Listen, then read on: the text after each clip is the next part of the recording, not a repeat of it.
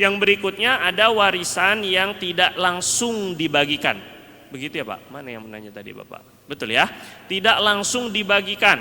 Pertama, warisan yang tidak langsung dibagikan ini akan menyusahkan mayit. Yang pertama, menyusahkan ustadz yang menghitung warisan yang kedua.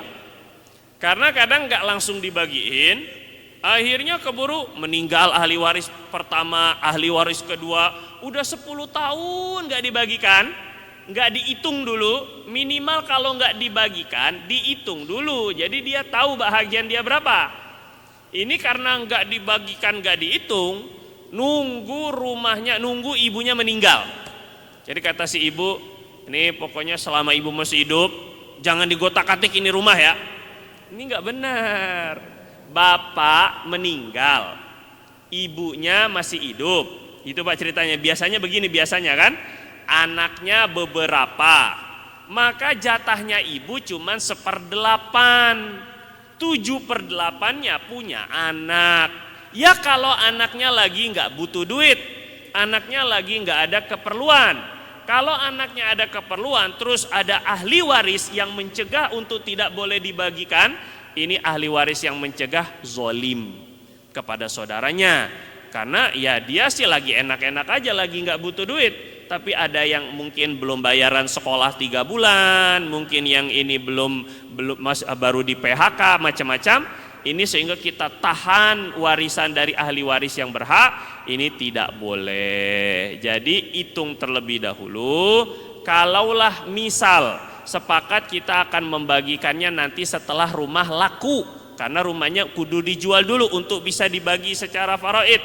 Maka nanti setelah dihitung, sudah dihitung bahagian masing-masing, si ibu berapa, kakak pertama berapa, kedua berapa, ketiga berapa. Yang penting udah tahu dulu nilainya ataupun juga hitungan bahagian masing-masing.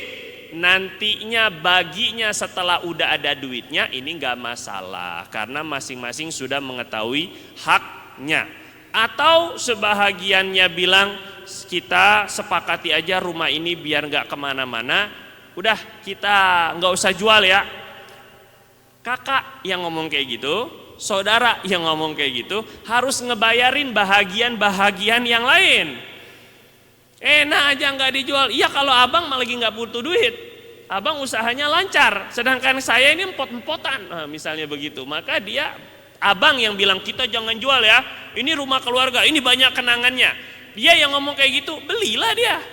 Kalau dia beli, maka ya terserah dia, punya dia. Mau dipakai buat kumpul-kumpul, mau dipakai buat dia pribadi, itu terserah. Yang penting tidak mencegah hak ahli waris lain. Ini yang penting. Jadi jangan sampai gara-gara warisan ini ditahan sehingga seolah-olah mayit menahan hak para ahli waris. Ini yang dikhawatirkan. Maka kalau pertanyaan berikutnya lanjutannya, kan laki-laki 2 bahagian, perempuan 1 bahagian. Lidzakari mithlu hadzil unthayain, dan ini keputusan Allah. Itu pun tidak semua ahli waris laki-laki dapat 2/1. Karena saudara seibu, saudara beda ayah 1 ibu, laki-laki dan perempuan sama. Jadi enggak semua ahli waris. Terus kemudian kalau yang laki-laki meninggal, apakah jadi bahagiannya 1? Gitu Pak maksudnya. Apakah berubah? Berubah. Jadi makanya yang dilihat nantinya perhitungan warisan itu adalah siapa yang masih hidup. Contoh ya, ini bapak ibu, bapaknya meninggal duluan.